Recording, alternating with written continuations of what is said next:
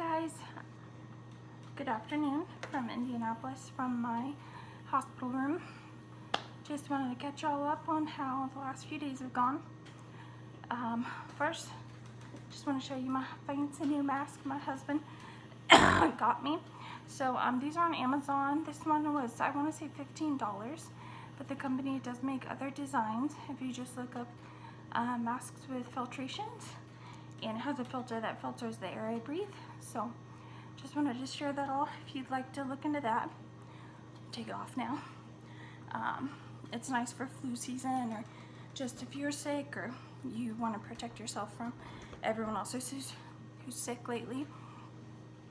I went to my pulmonologist yesterday and just was really struggling, not doing well. With my breathing since Friday. Spiked a fever of 101.5 on Sunday evening.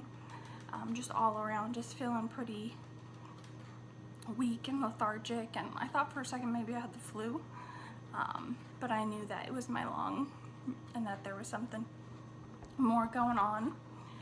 So I went to my pulmonologist for a follow-up because of my recent discharge, and he just saw, my eyes were blue, my oxygen was low, I was in a lot of pain, my lung was very congested. Took an x-ray before I saw him, and he looked at the x-ray and said I wasn't going anywhere and that I get to stay here. So I was directly admitted to IU Methodist. So from the clinic, I didn't have to go through the ER or anything like that. They said it would be a little bit for us to get the room, so we just waited, and then they had the room within like 20 minutes, so that was nice. And I'm in the pulmonary wing, so I'm on the 6th floor, and that's just all pulmonary patients. And unfortunately, some parts of this hospital still have sharing rooms, so you have a roommate, and my luck, that's what I got. So there was, when you walked in the room, there was like the roommate I had, and then there was my bed, which was furthest to the window. And got up there, had orders already from my pulmonologist. So my nurse was working on all that. Everything I had was stat, like my CT needed to be done stat, my antibiotics. He definitely just wanted to get everything on board and me feeling better. So I got my pain medication then, was more relaxed and able to just lay down. My CT didn't happen for 5 hours, which my pulmonologist was not happy about because he was worried I had another pulmonary embolism possibly, or that my old one that's in an artery in my stump where my lung used to be was possibly breaking apart and traveling. So he wasn't happy. And then got my IV. The VAT team got that on the first try, so that was nice. And then I got a second one last night because I was put on an additional antibiotic that was not compatible with the other two I was on, so it has to be ran through a different line, or there can be reactions and complications. So the VAT team guy got that on the first try also, and they've been working well. So cross our fingers that I won't have to get a PICC line, but if need be I will. And sorry for the coughing, it's just gonna keep happening. I've accepted it. And I always have that whoopee, deep, soul-wrenching, gremlin-like cough when I'm sick, so it is extremely painful. My whole chest cavity is inflamed just because the muscles and just my airways breathing a whole lot more rapidly. So got in the room. My roommate was a little old lady, probably like in her late 70s, if not 80s, and I believe she was having like kidney issues and dialysis, and she didn't talk much, but she like breathed really, she breathed like Smeagol, like so I felt really bad for her, and I thought, whew, our lungs are trying to have a competition. But we were just relaxing, me and Hayden. Found out he wasn't going to be able to stay with me because of the roommate policy. You can't have your family member stay overnight, which is horrible and sad. So I was freaking out about that, like a child who just wanted to stomp her feet and get her way. But I cried about it and then just said, I'll worry about it when it happens. And then we were just relaxing, and the roommate had family come visit. I believe it was their daughter. She had a small child, and this woman seriously smelled like she locked all the car windows in her vehicle and smoked a whole carton of cigarettes. And for those of you that don't have asthma, it's like a fish out of water. And when you're sick, you can't control it even more. You lose control of your breathing and your airway closes and you go downhill really fast. So instantly Hayden smelled the woman, and then I did, and I lost control of my breathing completely and started hyperventilating and having a full-blown asthma attack. And I said, I need to get out of this room. Got my mask on, couldn't even walk very much because I just can't breathe. And went out, and Hayden sat me down at a nurse's station in a nurse's chair. And there's a nurse around me, not my nurse, but a nurse. She's like, what's going on? Found out. Then there was like 5 other nurses around me, and they were really helpful and just helped keep me calm and got me medications on board so that my breathing could improve. My airway just got really tight. And when you're having an asthma attack, you need to take deep, slow breaths to help calm your respiratory system down. But when you have pneumonia and pleurisy, that's kind of hard to do. So it took about 45 minutes for me to really get it under control, and my husband was with me and just able to help me focus. And the biggest thing when I have asthma flare-ups is just focusing on your breathing and eliminating all the distractions out of your head, or people that are around you that might be getting upset or frustrated or whatever. Eliminate them. Like, it does not matter. So then got that under control. They said that they were going to get me a private room because of what had occurred and the sensitivity to smells. So I'm in my own room now. This is my room. There's my bathroom, and it has a shower. A lot of the bathrooms here, patient bathrooms, don't have showers. There's like a shower in the hall that is publicly used by patients and family. So it's nice that I have my own. And then that's the chair my husband slept in our view. So then I got my private room. Been on 2 antibiotics, just added a 3rd one. And then they did cultures and blood work. So once those come back, they'll make sure I'm on the right antibiotics for the pneumonia that I have in my lung. Feeling much better, not in as much pain, so that really helps. Finally not vomiting my guts up, so that's nice. I had a good nurse the first night, and then last night I had a really good nurse, and today this nurse, she's okay. They're very busy here, so I just have to be patient and understanding. Something interesting happened today. I had a patient try to come in my room, and I have like a isolation room, so there's like an entrance door and then a second door into where like my bedroom is, and there's like a little hallway in between. And I was like half asleep, waking up, and I thought he was respiratory. And then I saw a gown, and this guy just walks through the door, is wandering around in there trying to open up doors, and then he tries to open my door.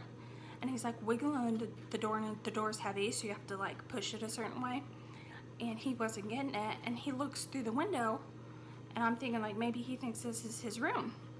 And he looks at me, and he's just like angry and frustrated, and he's still trying to jiggle the door, and it cracks a little bit. I was like, you need to leave, like this is not your room.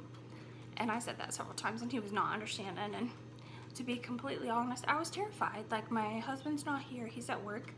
My room is at the very end of a very long hallway. I pressed my nurse's button and no one was coming. So I'm like yelling at this gentleman, and he's not comprehending what's going on.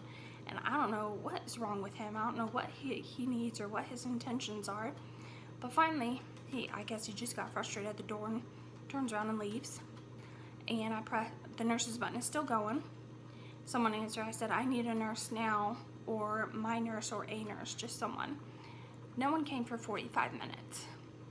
So long that I called my husband, and he called the station, nurse's station, and said that I needed to speak with someone right away. I guess the gentleman suffers from mental disorders and has just been wandering around walking into patients' rooms and terrifying people. So I was not happy about that. It made me really upset. And I just woke up too, and I'm on a lot of medication that just makes me feel sleepy and wiped out, So, and I have no strength right now. So if something were to happen or someone were to attack me, like I don't have the energy right now. So I was just praying that, this gentleman's okay and his intentions were not to harm me. And so that was just frustrating. And then my nurse came off like it was just not a big deal at all. And I have never had anything like that ever happen to me in the hospital. So the manager came and apologized, and everyone's apologizing and everything, and things like that. But with that all happening, it's just, when it comes to your health, you are your own advocate. And if you don't speak up about what you need for your physical health and your mental health, then they're not going to hear you or know what to do for you. So ultimately, even if you have to be blunt and straightforward, you need to tell your providers what you need, because you're your number one advocate for yourself and your health and your family. So I just encourage you, if you're sick or have people in your family that are sick, just encourage them to know what they need and don't be afraid to ask for it.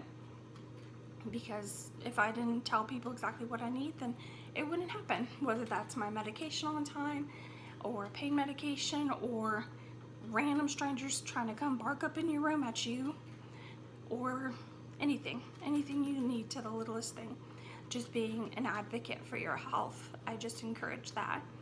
Even if it's just your family doctor, you're not even inpatient, just speak up about the problems that you have and the issues that you face, and not feel ashamed of them at all, or ashamed of what you need for your health, whether that be physical or mental disorders that you struggle with. So all that happened, so that was crazy.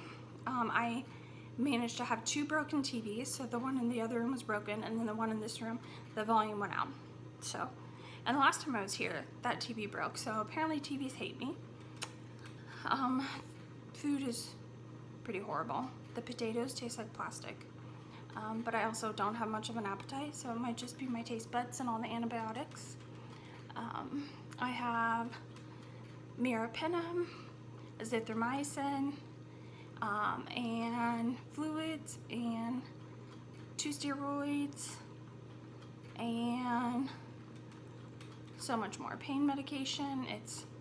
My doctors really hit me hard with all this stuff because I have really severe pneumonia in the bottom right lobe that developed very quickly, so he wants to hit it hard before it gets worse. I gave a sputum sample, and they'll actually test that against several antibiotics to ensure they're giving me the best one to treat my infection.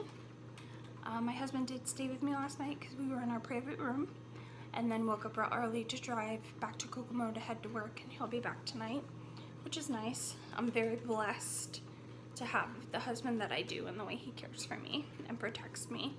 I'm very fortunate. And if you think that God doesn't design people for each other, think again, because he does. I used to think that, there's never that one true love or that one designed person that God makes for you, and then I met my husband and that completely changed. So I'm just extremely grateful for him. But if you could keep him in your prayers, and just me, and recovering, and just a positive attitude, and just being here again sucks, and being here sick again sucks, and it gets very discouraging. But I think the biggest thing I try to remember is your attitude is everything. So no matter what you face, if you have a negative attitude or you're just angry at the world, it makes it 10,000 times worse. Or if you're angry at God. And I think that's the biggest thing I have struggled with throughout all of my health issues, is being angry towards God. And there was even a point in my life where I was so angry I didn't even speak to him, and I didn't allow him to speak to me. And thank gosh I got past that, and I got much deeper in my faith and my trust in the Lord. And if you're not religious at all, you can pause off, or you can just listen if you like. But I could not do what I do without God. And everything I have been through all my surgeries, through all my sickness, he is my peace. And to have the Lord's peace is one of the greatest blessings, because I feel like I can conquer any storm just because I know that he's in control of that storm, not me, not a doctor, not a nurse, not even the most intelligent physician in the world that is staring at me. None of them are in control. God is allowing them to be part of my treatment and part of my plan. I'm very blessed to have the doctors that I have, but God's the boss. Like, he knows what he's doing. And you know, people say, why did bad things happen to good people? And if there was a God, this wouldn't happen and that wouldn't happen. And that God places you through challenges because, one, he knows you're strong enough, and two, it molds you into who he wants you to become.